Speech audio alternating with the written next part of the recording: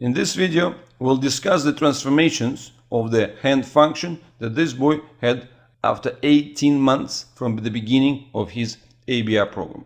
Well, we see two really major transitions. The first obvious major thing, which is essential for his overall functional level, is the achievement of the tailor sitting position.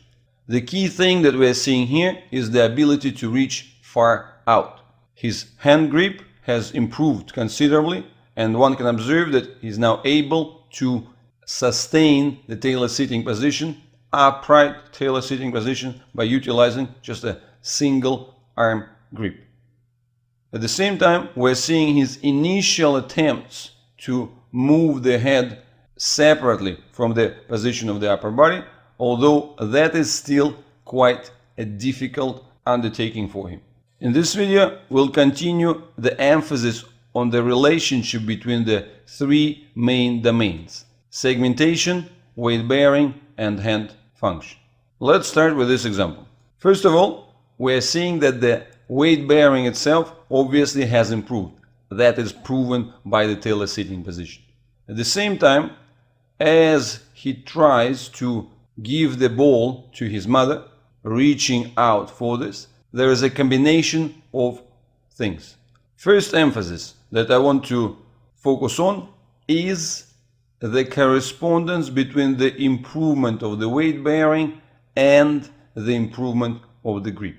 Well, generally, his grip is significantly better. Once again, I would remind, we didn't do any specific work delivered at the hand itself. It was all through the improvement of the shoulder girdle, shoulder joint mobility, and the overall arm mobility. If we look at these pictures, which were taken several months before, one could see that the hand grip itself was much more deficient. He couldn't really close his hand over the ball even when he was supported firmly, because the segmentation, the mobility of the arm in respect to the rest of the body was much more limited. That's another confirmation of this first key idea. Better hand function requires better segmentation and better weight bearing as the base. Now let's look at the next component: relationship between the overall arm movement and the stability in sitting position. We can see that his intention is clear. He wants to pass the ball to his mother, and he starts the movement pretty well. However, being unable to stabilize his tailor sitting position at a higher, more elevated angle, then he falls forwards and takes the ball with him. That finding clearly says the indication for the future. What we want to see? We want to see even better weight bearing. And what do we expect to relate to this as the linked finding, linked phenomena, is the improvement of the hand function. Another important thing we can see here is that the release of the ball from the hand is difficult. He puts too much effort in maintaining the position of the entire arm. If we get back to the idea of the cone, one can see that the overall movement within the cone has improved significantly. However, the divisions, the elbow divisions, are not there yet. That's why, as he falls forwards, he can't release the ball. Next key thing that we are looking at is his set of attempts to pick the ball up. That's really a great view. But what we are observing, the trunk plus the head go together simultaneously. It's a movement that has the same angular shift, and only afterwards he is able to get the extra reach by the arm, but that requires the counter movement of the head. And as a result, what happens? He is unable to get the basic move, to have a look at the ball and to coordinate the movement of the arm and the movement of the head. So at this stage, obviously, from the functional perspective, it would be very valuable for him to be able to get the hand-eye coordination. But this hand-eye coordination would require the next phase of the release. What we have seen in the previous set of pictures is that overall, the improvement of the weight bearing in general translates into a better hand function. But we have also seen that the more challenging weight-bearing positions are the ones which are presenting the greater challenge for the hand function as well. Now, what we are looking at this next set of videos is the performance of the arm in the position which has lesser weight-bearing challenge. And that's very, very informative, because what we are seeing here, a lot better hand function. So these are the key elements: better range of motion of the shoulder and better hand grip. In the past, this child has been extremely rigid.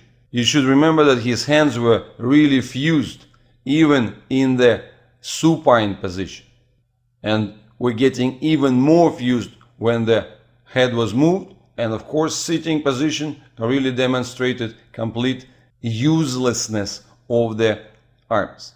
This next set of pictures is even more interesting, because that shows him at several months later when he already started to move. But what we are able to observe here, this relationship, this simultaneous shift of the head and the arm together.